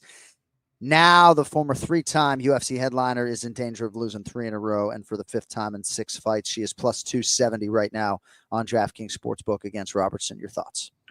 That's right. And just based on momentum right now, I like Gillian Robertson as well. Having that 3-fight win streak, I think, has given her a lot of confidence in this fight. I think for Marina Rodriguez, I think she's dropped off a little bit. I don't know where her confidence is. And while she's dangerous, especially with the knees, I do see Gillian kind of winning this fight. Maybe even by finish. I think if she gets Rodriguez to the ground, she's the type of girl that can finish with a sub or maybe with a TKO. So pretty high on Gillian Robertson in this fight. Don't love the fact that the numbers went up so much in the last 24 hours, but give me Gillian. All right, featured prelim live on ESPN2 this weekend, women's bantamweight division. Miesha Tate, minus 135. Yana Santos, plus 114. Tate, the decorated former champion, back for the first time since a win over Julia Avila. That was December 2023. So Tate did take all of 24 off. She'll be 39 in August. I guess Bri calculated with the schedule at this stage of her career, 7-6 overall in the UFC. You know, she doesn't want to fall back to 500 here. Miesha Tate, the slight favorite this weekend, Bri. Yeah, one of the OGs, one of my very first MMA crushes, Miesha Tate. Still looking fine wine there, Miesha Tate. And I feel like people underestimate her toughness, right? She is tough as shit. You don't finish Miesha Tate. You just don't, unless you're high level. She's grimy. She's dirty in there. Her boxing and her striking is getting a lot better. She's really working on that because she was always just pure grappling. I'm going to get you down. I'm going to submit you. She still can do that, but her striking's really improved. You got Yana Santos, who I don't really know what to make of her as a fighter. Does she want to strike? Does she want to take you down? Sometimes I feel like she hunts for the takedown a little too much and then kind of wears herself out and then kind of fights aimlessly and then it goes to decision. She looked pretty good against Chelsea Chandler, who, you know, is maybe not in the UFC anymore. But either way, Yana Santos, I don't think she's going to have a game plan or the skills to beat Miesha Tate. She wants to grapple Miesha Tate. Good luck. She wants to stand up with her. I think it's going to be 50-50. Then I think Misha's going to flip the script and take her down. I like Miesha to have a good performance here. I'm hoping for a finish as well. And if the TKO on top or maybe a sub prop is juicy enough, we're going to go ahead and squeeze that as much as we can. But yeah, give me the OG, Miesha Tate. Ken Flo, Miesha Tate minus 135. Johanna Santos plus 114. Seemingly a bettable fight if you're convicted. Any thoughts on this one? Yeah, Brian, I'm with you on both ladies. A great assessment. I think for Yana, I think that you can't question her toughness in there. Yeah. She is tough as nails. But I do question some of the tactics that she employs during the fight. A lot of times she's kind of just engaging in the clinch, not able to really take down her opponent and not really landing big shots, but she'll chip away to the body, especially with knees, and kind of attack your legs from there. But is that going to be enough against someone like Miesha Tate? I'm not sure. I don't think so. I think Miesha is the better fighter. What Miesha Tate we get out there, I'm not exactly sure. But I do like the fact that she had a little bit of a layoff. I think that should, refresh her engine a little bit. And I think we should see a good performance out of Miesha. So I think that if she takes this fight to the ground, especially, I think she can not only win, but get a finish as well. But Yana is really, really tough and strong. But give me Miesha Tate here. All right, now we get to the main card live on ESPN2. Can't call it the Deuce anymore, I guess, on the Anik and Florian podcast weekend. Lightweight division, Mason Jones, minus 575. Ooh.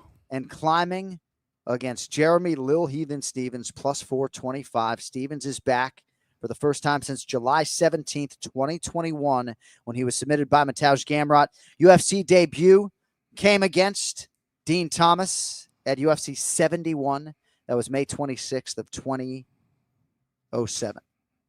Last MMA fight for Stevens, perhaps Ken Flo was there, PFL 10 in 2022. A loss to Natan Schultz. Yep. Ken Flo, were you there? I was indeed. Kenny, what do you make of this Jeremy Stevens return? Any value for the bettors out there, plus 425?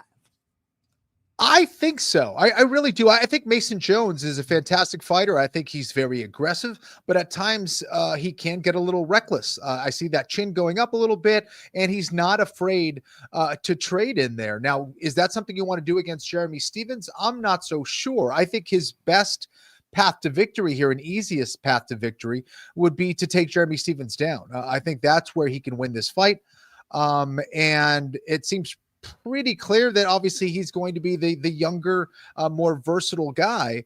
But I like what Jeremy Stevens has been saying. When he came on the podcast, I think that he showed a new passion for the fight game. I think he has been very thoughtful in his approach and how he wants to move forward with his career. He's now back in the UFC, and I kind of like it.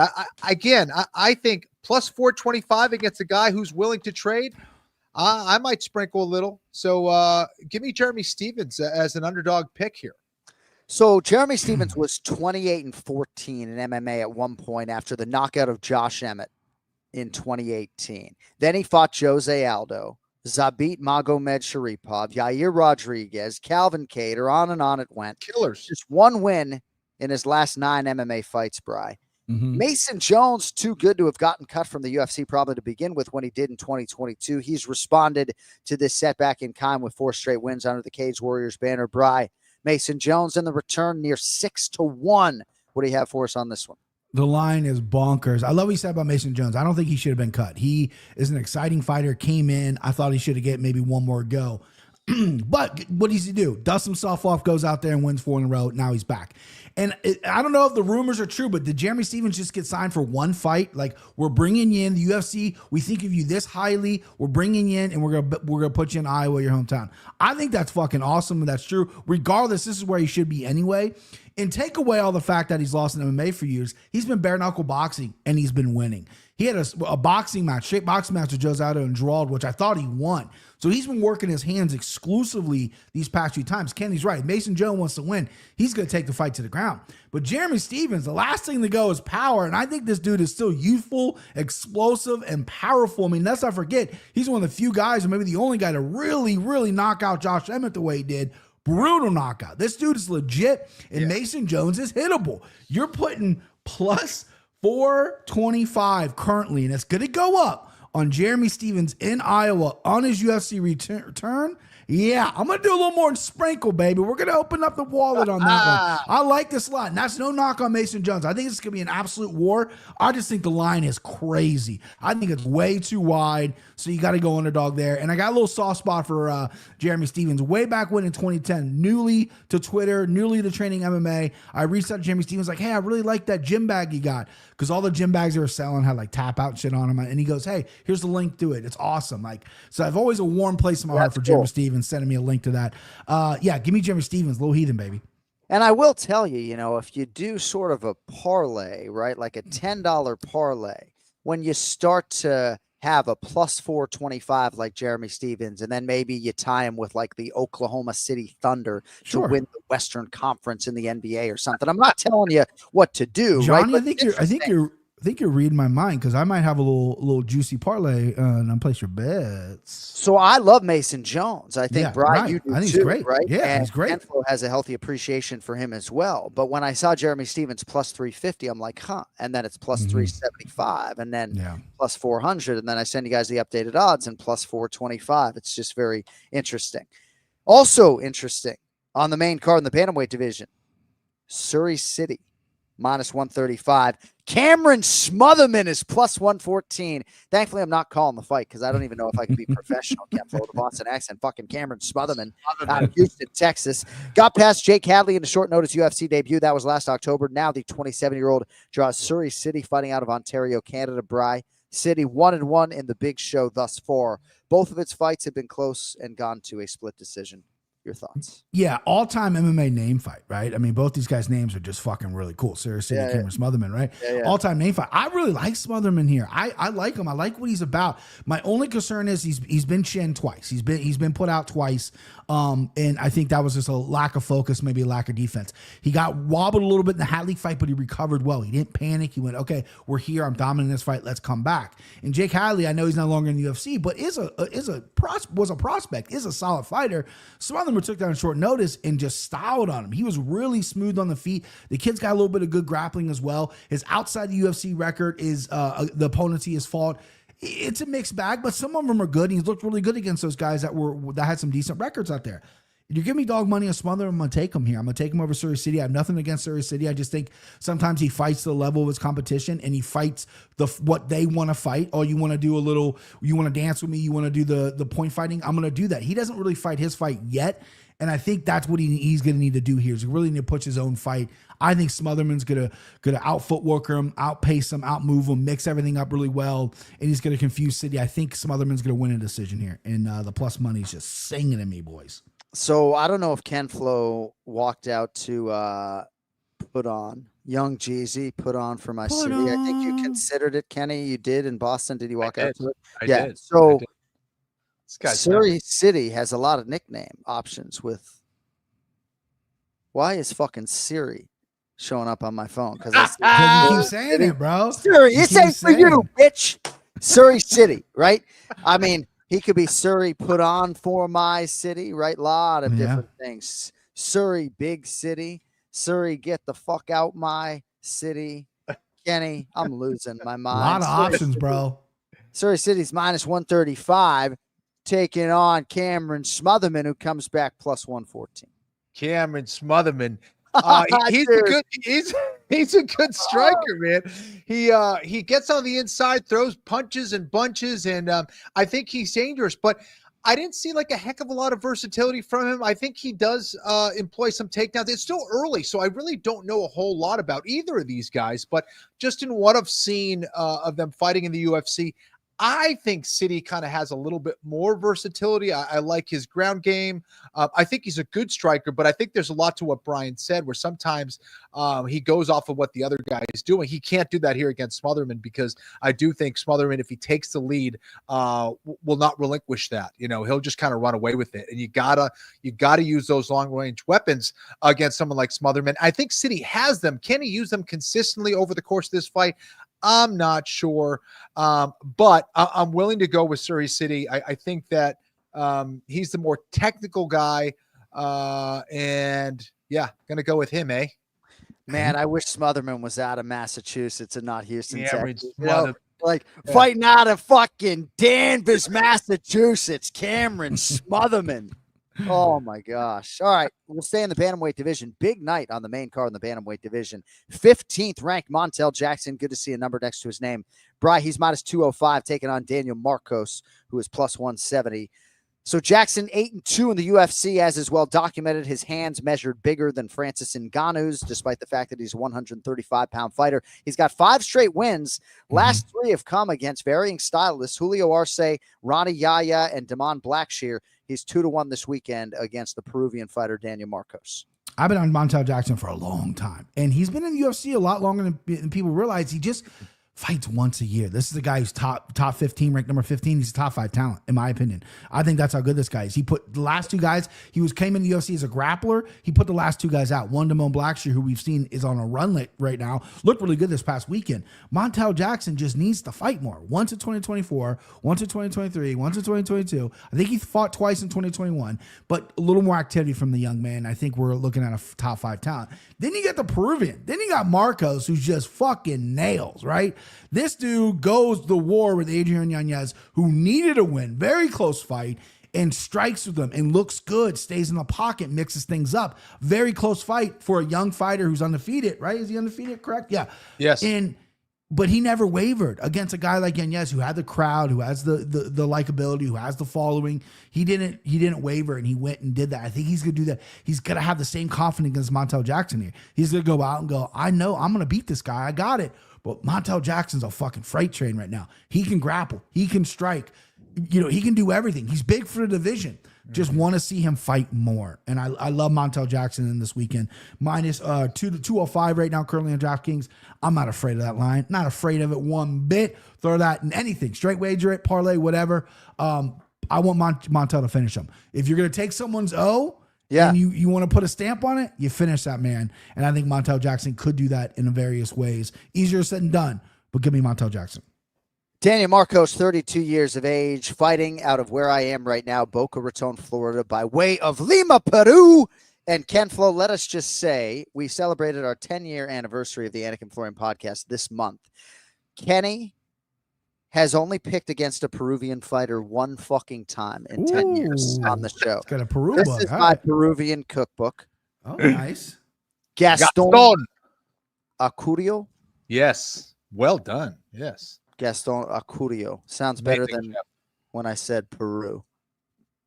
How do you guys say Peru? Peru? Peru. Yeah. Okay, Dr. Gus Florian. Gus, where you been, by the way? Ken Flo's dad, Dr. Gus Florian, famed thoracic surgeon in the great state of Massachusetts. Have you not been on X lately, Dr. Gus? He used to like every tweet that had, if I was in it with Kenny, I'm getting liked from it. I loved it. So, Kenny, the Peruvian fighter is trying to take Montel Jackson's ranking. We understand you'll be on the side of the Peruvian, so why don't you take it away? We'll see. I do know my dad, Gus, will be on the side of the Peruvian. Anything Peruvian related, he's behind it. All right. So very, very interesting fight here where I think this is going to be a truth teller to just how good either of these guys are. I think this is quite the test for Daniel Marcos. Very high on him. I've been really impressed since he's came into the UFC with his composure, with his skill level. In the fight against Yaya, I saw a couple things. First of all, he can take you down as well. I think that was great. He can mix things up. But Brian, a couple times, while he did keep his composure in some tough spots, he started to get tagged pretty heavily late in the fight. And if Montel Jackson is throwing those shots, then maybe Daniel Marcos isn't going to be able to fight the way he was before. So I don't know. I think, and it's great because Montel Jackson's that guy that I think he understands fully just how powerful he is. He does not celebrate after his knockouts. He said, I know that people are, maybe not the same after they get knocked out. I want to be respectful of that after my win. So I really love that attitude. So really humble kid. But that also is indicative of a guy who is aware of his power and his skill level. And for me, I think it's juicy to see Daniel Marcos at plus 170, given what I've seen. Is it enough for me to go, let me put some money on him here against Montel Jackson? I don't know, man. Montel Jackson has a heck of a lot of experience. But either way, we're going to find out just how good these guys are. Right now, I'm leaning towards Montel Jackson. So Hard for me to go against a Peruvian, John. So I'm probably surprising you a little bit, but I'm just that high on Jackson right now. But All right. it's going to be a great fight. All right, we'll take a lean. We'll take a lean. Yeah. And his blood is still Peruvian. Yes. All right, that brings us to a featured bout in the welterweight division. Santiago Ponzinibbio -120. Daniel Rodriguez is +100. So as you guys know, D-Rod was favored when I first sent out the odds. This fight has now flipped. Rodriguez 8-4 in the UFC, got a much needed win over the great white Alex Morono last October. He had lost 3 straight prior. Now goes for 2 straight here, Bry, against Ponzinibbio, who also got a hugely needed W his last time out earlier this year. How do you handicap the welterweights, Bry? I was almost like a carbon copy of each other, right? They fight very similar, a lot of straight punches. They want to keep the fight on the feet, and they're both not the fastest guys in the division. They're a little older in the division. So it's an interesting fight here, and I think that's why the line's jumping up and down, right? You look at some of Daniel Rodriguez's last performances, and they've been up and down. They've been okay. They've been good. They've been whatever, and we're like, what are we going to see? Then Ponzinibbio, we know what we're going to see. We're going to see a guy that comes out there that's not going to fucking quit. However, he could get caught at any minute. That's kind of his MO. Toughness and hard for days on Ponzinibbio, and I like Ponzinibbio in this fight for just experience alone. I love that D-Rod's got that 1986 tattooed across his chest. Best year to be born, baby, 86 babies. But I just think Ponzinibbio is just going to have a little too much where it comes to the full range of strikes. I'm going to touch your body, your legs, and your head. Touch your body, your legs, and legs. And he can mix up a takedown if he wants. Don't see that happening. See this being a fun fight with Ponzinibbio, possibly getting a decision win. Maybe a knockout. We'll see if that's going to be worth something, anything down the road later. The week opens up. But give me the Ponzi scheme, Santiago Ponzinibbio. Dude, it's NFL draft season. Your yellow cord on your headphone kind of looks like a chain. Why do you not have a big fucking gold chain with a big medallion that says Big Gun already? I'm not a jewelry guy, dude. Like, it took everything in my power to wear a Redding ring. I'm just not. Like, my mom, a little quick story about my mom's, rest in peace, beautiful soul. She used to go shopping all the time. And back in the 90s and mid 2000s, all these young boys she would see had thumb rings. So every store she went to, she'd bring me a thumb ring. Like, you should wear this. I had a drawer for fucking thumb rings that I never wore. I'm like, Mom, quit buying me the thumb rings. I'm not wearing them. Jeez. Yeah. Well, I mean, I don't know. I think if one of our listeners in the greater Cincinnati area wants to drop a Big Gun chain, man, maybe you wear it on the show or something. I mean, I'll wear it on the show, look, man. You know, I don't know. You're really just trying to change. We get the hair short, get the chain. You know what I mean? Yeah, I mean, it's the whole thing. Ken Flo, D-Rod's 38. Ponzi scheme, about that age, 3 months younger. 40th pro fight for your friend Santiago Ponzinibbio, who's 12-7 in the UFC. How do you see it playing out, kid? Well, I tell you what, it was great to see him get that win in his last fight. I thought that he looked the best that I've seen him in a long time from a health perspective. His body was moving really, really well. Yeah. And I think that injuries have plagued this guy for a very long time. And, you know, this Argentinian fighter is so damn tough that, you know, if he's injured, he's still going to fight because that's what he does. I hope he's healthy here in this fight against Daniel Rodriguez because D-Rod is very, very dangerous. If he catches you, and Ponzinibbio will throw himself into that fire oftentimes, D-Rod will take you out. I think that he's a little flat-footed at times, but if you allow him to land, he's going to land with power because of that, because he is sitting down on his punches very well. So, you know, I'm curious to see what the approach is going to be here with Ponzinibbio. Oftentimes he'll just kind of trade because that's how he wants to win, by knockout. But I think it would serve him well to mix in some takedowns, try to put D-Rod on his back. D-Rod has some decent takedown defense up against the cage. So I think he's probably best off trying to take him down in the middle of the cage where he can drive through on his takedowns. But I don't know. I'm leaning towards Ponzinibbio here, but this is a fight where I don't want to lay a whole lot of money down on either of these guys, just because just a lot of chaos between both of these two. But I think it should be very fun.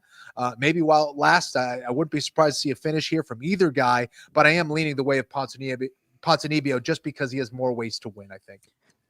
What a great main card coming up in Des Moines, Iowa this weekend. Shout out to the Kansas City, Missouri crowd that just seemed intense and on it throughout. It was loud as fuck.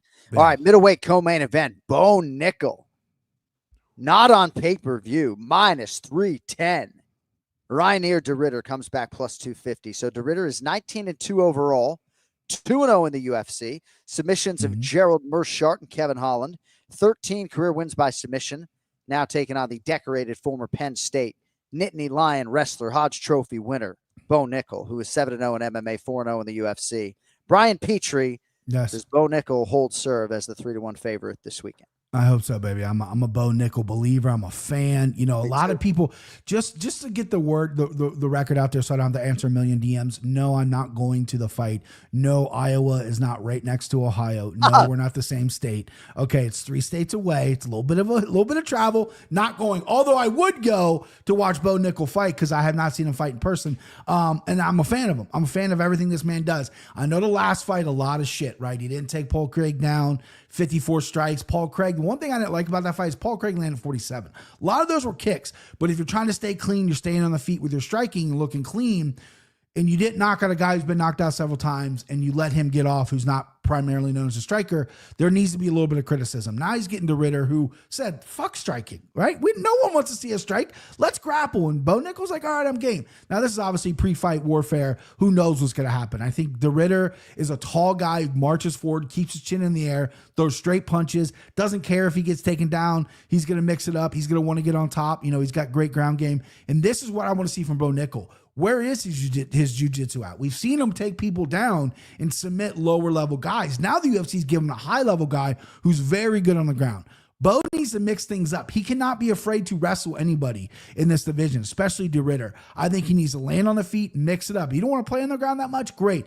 You try to get position. You're not getting your position. You stand back up, rinse and repeat. Bo Nickal went 3 rounds pure striking and didn't even break a sweat, basically. So I think the cardio question's been answered. Now I want to see what he does against a grappler on the ground. I think that's everyone's question. Because if he gets past this test against de Ridder, who I'm not saying is the most world-class off his back, he's definitely very good on when he gets on top, heavy on top, really good arm triangle. But if Bo Nickal passes this question and say steamrolls de Ridder, then I think we're a fucking rocket ship to the title at this point, right? And I'm supporting the American. I'm supporting Bo Nickal. I think he wins. I got him at low. He opened really low. I was very surprised. I got him on DraftKings Saturday or Sunday, at 250. Now he's minus 310. The line's moving. I mean, we haven't seen Bo Nickal below 1,000, I think, ever, right? So I'm taking advantage of the low numbers, and this is a big step up for him. But I do believe in him. I do believe in his skills. I think he's going to get it done. Kenny, right here early during fight week, Johnny Avello and the folks at DraftKings Sportsbook have Bo Nickal minus 310, Reiner de Ridder plus 250. Who do you like? Very, very interesting fight just because I am long-term bullish on Bo Nickal, but you know, you're going to get some bumps in the road along the way, I think. And this could be one of those fights where we find out, hey, you know, maybe Bo Nickal lost this one and he comes back and gets better from this. Why? Because Reiner, I believe Reiner de Ridder is a very dangerous fight for him. I think he's got some good subs. His submissions or his jiu-jitsu is most dangerous when he gets top position, though. And getting top position over someone like Bo Nickal is going to be difficult. And I agree with Brian. I think Reiner tends to keep that chin up in the air, but I think he's a pretty potent striker as well at times. And Bo, you know, I think he was people fault him for the takedowns last time or the lack of thereof against Paul Craig. And I would fault him for that as well. But also, I didn't like the lack of adjustment on the feet. I think he kept throwing the same damn combination for the whole fight. And I was looking for something different. I was looking for some more versatility, and I didn't see that. And I think the best sign of a good striker is when you're seeing combinations, punches and bunches, and mixing things up. And I didn't really see that from Bo Nickal. So maybe he's learned from that, and we'll see him better. But I don't know. Something feels funny in my stomach about this one. I'm going to lead the way of Bo Nickal. I'm going to go with Bo. I'm a fan. I think the sky's the limit for the guy. But would it be surprised if we see some crazy upset here? There's a big disparity in experience here, guys. We cannot ignore that. Nicely handicapped, gentlemen. That brings us to the main event. Right back to Ken Flo to lead this in the bantamweight division. Corey Sandhagen minus 485. Davison Figueiredo plus 370. One of our producer Cody Merrill's favorite fighters. He's looking at that plus 370 like, wow. Odds history for Figueiredo suggests he has never been an underdog quite like this. Yeah. Corey Sandhagen turned 33 back on 420. He's 10-4 in the UFC. Lost to Umar Nurmagomedov his last time out. That was a 5-rounder in Abu Dhabi last August. Had won 3 in a row prior. Only title fight for Sandhagen came for the interim belt. That was UFC 267. 2021. And now Kenny, nearly 4 years later, the ever-evolving Sandhagen inching closer to a crack at undisputed gold and glory, near 5-1 to beat the former flyweight king Figueiredo this weekend. How do you see it playing out? Very interesting fight. I think Davison Figueiredo is extremely dangerous. I think out of both of these guys, when it comes to knockout power, I think Davison's going to be the guy that has the advantage in that realm.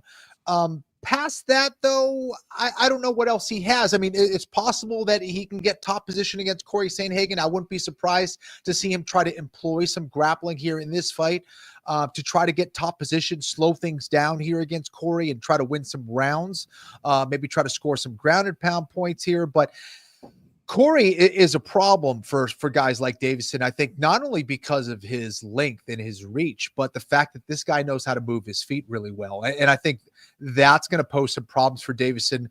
I think for Corey, though, I want to see more volume out of Corey. I want to see him landing more shots. He can still get in and get out, but I'd love to see him stay a little bit busier against someone like Davison, who I think is going to be caught flat-footed here. I also wouldn't be surprised to see Corey Sandhagen look for some takedowns here. I know it's an aspect of his game that he's been working a lot on. I thought a lot of his defensive wrestling was looking really, really sharp in that fight against Nurmagomedov. And I think some decision making inside the cage, if it went a different way, he could have won that fight. That was a really, really close fight. And he mentioned this, but he's lost a lot of these close fights in these pivotal moments, these pivotal fights. And he's trying to figure out a way what he needs to do to try to get those wins in those close fights. And I think he's put a lot of thought behind it. I think he's put a lot of training behind it as well, more importantly. And I like Corey Sandhagen here. I don't love that number from a betting perspective, but I think Corey wins this fight and puts himself back into the driver's seat to try to challenge for that belt in possibly end of 2025, early 26. Well laid out, Ken Flo. Yeah, thinking man's fighter, Corey Sandhagen, thinking man's fighter. The Brazilian Figueiredo, 37 years of age, coming off a 5-round main event loss to Petr Yan last November. He fought 3 times last year, did Figueiredo. April at UFC 300, a resounding win. Then he fought in August and then November. Right back on the horse here. Huge headlining spot for Figueiredo against the American Corey Sandhagen. BP, take it away. Yeah, when Figgy came up to 35, I didn't know if he'd be anything. Really, I was like, maybe really. I was wrong, dead wrong. He's looked really good. His only bad performance, it really wasn't a bad performance. It was a flat performance against Petr Yan, but Jan's the legit guy. People forgot about how good he was. So you wash that away and you look at this fight with Sandhagen. Sandhagen's going to have the volume. He's going to have the speed. I think he's going to have some explosive moments, and he's really working on his wrestling. But what does Figgy have? Figgy has that sit down, I'm going to plant my feet. I'm going to land a fucking shot on you. He's also got a great chin as well. Sometimes he falls behind in fights, and I think he's going to fall behind in this fight, but then he's going to kind of chip away and still be there in the 4th and 5th round, and Sandhagen's going to be like, what the fuck's this guy still doing around? I've landed everything I can on him. Why is he not going away? And I love what Sandhagen has done, right? He has worked on his wrestling. He saw that in the Rob Font fight. He looked really good against Umar, and Umar's a special athlete. Like Kenny said, a few adjustments, he could have won that fight. And I like what he's doing outside the cage. He's doing these little funny skits. He's hiring social media managers or brand managers to up his brand and stuff. Funny stuff, trying to show his personality out there, because he's been a guy that's been at the top for a while and he just hasn't got that push yet, whether it be he's come up short in fights or maybe he doesn't have a fan base or whatever. Now I think people are kind of looking at him, and if a really explosive performance here against a former champion in Figueiredo who's tough as nails, you go out there and finish this guy, now people are talking about you a lot, and you're fixing holes in your game with the wrestling. That's interesting. However, I'm a gambler at heart. I got this fucking gambler heart, and you're hanging plus 370 on Figgy. I can't pass that up, right? I think I got to go Figueiredo here. If this line was closer, I'm all over Sandhagen. I think Sandhagen is going to look really good in those 3 rounds. And I think we're looking at an Ian Garry situation where the 4th and 5th can get a little dicey for Sandhagen. Give me Figueiredo here. I'm going to take him as a plus 370 dog. The number's too juicy. Well done, Bry and Ken Flo. Sandhagen's going to lose his mind if he loses this weekend. We'll see how it plays out in Des Moines, Iowa. Our final act today, and appreciate everybody sticking with us 2 hours live today on the DraftKings YouTube channel. Place your bets, brought to you by johnanik.com, where you can get 15% off of your order with promo code ONEMORESLEEP. Don't forget the Brazilian Jiu-Jitsu Essentials course at kennyflorian.com. All right, $1,000 UFC Fight Night. Brian Petrie. I have an inkling as to where one of these wagers may be going. What's your guess? What's your guess? Well, I'm not gonna. I'll write it down. Go ahead. Write it down. All right. So I'm down 1,000. I mean, I'm down way more than that. But last week, Michel Pereira, I mean, what happened? He didn't show up. I don't know what kind of fight that was. You know what I mean? He's still tough as dirt. But props to I can't remember who he fought now. My brain's anyway. We're moving on. Bo Nickal -310. It's a higher number than I got, but I'm going 600 on him. I was going to go 1,000. Did you write So Bo Nickal 800, yeah. and then I figured you would play around with the underdogs. I'm gonna sprinkle a little bit more. Then give me 350 on Cameron Smotherman plus 114, and then we're gonna go a little $50 wager on a juicy doggy parlay here. We're gonna go Jeremy Stevens, Devison Figueiredo, $50. Currently on DraftKings, you can get this at plus 2367. Oh, that's juice. Huge. Now Love it. Look at you smothering your hard-earned American dollars on Cameron Smotherman. Ken, Gotta do it. what are you doing? You get a band, kid. You get a band. Yeah, Michel Pereira got run over by Abus. There you go, Abus. Like, why can't I remember his name? Yeah, Abus Magomedov. All right, yeah, I don't know what happened there, Brian. I had that one too. Okay, Yeah. so let's go with, I'm going to put 500 on Gillian Robertson. Hey. I'm going to put 200 on a one Misha Tate. He knows chicks, man. Look at this. Yeah, well, we'll see. $100 on Jeremy Stevens. Little Nice sprinkle. Like that. And then $200 on Surrey City. Ooh. Surrey City getting a little action from Ken. Hello. And my stupid phone thinks I'm talking to Siri, which I'm not doing. We're talking about Surrey City. All right, Brian, before we let you go, Yeah. would you rather Oh, here we go. your name be Corey or Cody? You got a timeless name, Brian, that Sure. will withstand the test of time. I'm not suggesting Yeah. that Corey Sandhagen's name or our producer Cody Merrow's name are not Sure. timeless. But would you rather your name be fucking Corey or Cody? Easy question for me. It has to be Cody because my wife's only major boyfriend in her life was named Corey. So I can't go that way. So we got to go Cody, babe. Good way to get out of here. Thank Mine you. are about Cordy. There's Cordy, both of them. Yeah. Mix Hey, it. buckle up. We might be going live Sunday night to lead the pay-per-view week, depending I'm on ready. your schedule. So I'm ready right now. Let's go. you're the men. Brian Hey, Pete's boys. with us every week. Yeah, dude. Our chief handicapper here on the Anik and Florian podcast. Cody Merrow doesn't even want to hear that. Would you rather your name be Corey or Cody? All right. Later this week, early next, Anik and Florian Rewind exclusively on UFC Fight Pass. We're going to look back at a lot of fights involving Jack Della Maddalena and Bilal Muhammad and Valentina Shevchenko and Manon Fior. Be sure you tune in for that. And we'll be looking at the pay-per-view preview coming up probably Sunday Night Live. So thank you all for being here. Thanks to our guests, Ray Longo, Dean Thomas, Brian Petrie, our producers, Cody Merrow, Jason Anik, running the whole operation behind the scenes for Ken Flum, John Anik. Thanks for watching. We will talk to you maybe Sunday Night Live. Until then, yo fucking later. I love this shit.